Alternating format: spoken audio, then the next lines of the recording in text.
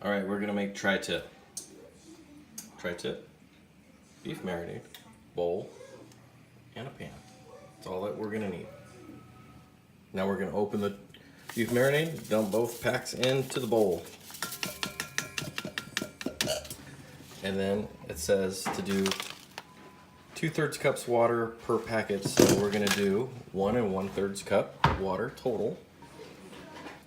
Okay, 1 1/3 cup water going in.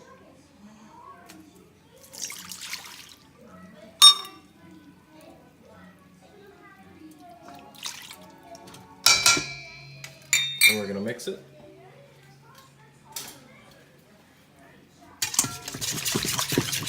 So there's no clumps. Okay, this tri-tip is pretty big, so we're gonna still only marinate it for 15 minutes, 7.5 minutes aside. So we're gonna get it all nice and wet first.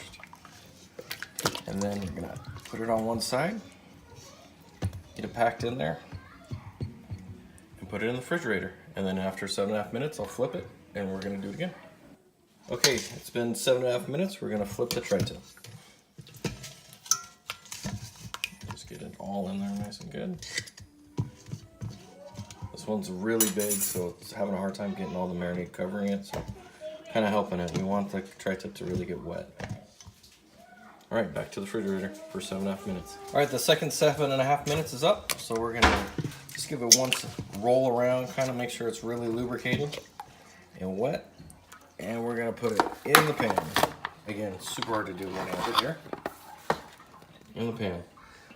One thing we don't want to do is pour a whole bunch of marinade over top of it. It'll make it mushy and cook, but you do want to make sure the meat is really, really wet and covered completely. So we can go like that a little bit just to get some dry spots since this was such a huge tri-tip. I did the oven for 350 degrees just because it is such a bigger tri-tip. This thing's kicking around 3.5 pounds. So 350 degrees for 30 minutes and that will get us to where we want to go, hopefully, or get us close. And then we can just adjust from there. It's been 30 minutes, so we're gonna pull it out and see what the temperature is. If you have an Insta-read thermometer, it makes it a lot easier. So into the biggest part. And we are cooking at 111. So it's been 30 minutes. It's a big roast, so I'm gonna put it back in for another like 7 minutes. Or 10 minutes. I'm looking for 120, 125 before I put it on the barbecue. 7 minutes is up, and now we're going to check the temp one more time and to see where we are at.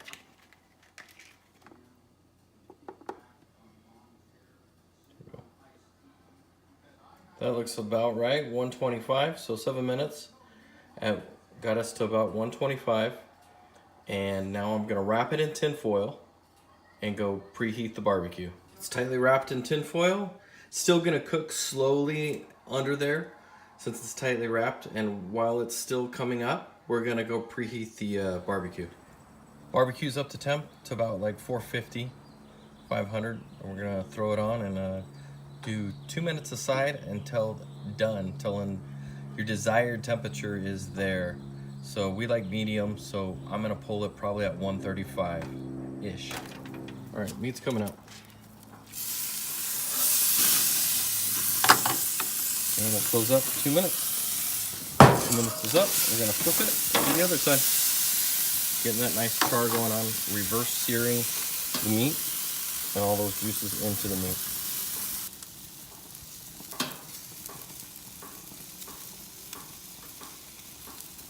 Pretty darn close to where we want to be.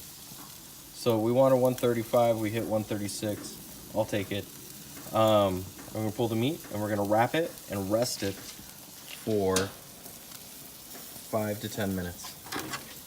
This is one of the most important parts. So take it off the grill, we're gonna put it back in the container with all those juices, put the tin foil back on and wrap it up, all right? See you in 5 to 10 minutes. Tri-tip has different grains, so we want to cut against the grain. So let's separate it into the 2 ways the grain's going. And it looks pretty medium to me. And we're gonna slice quarter inch slices.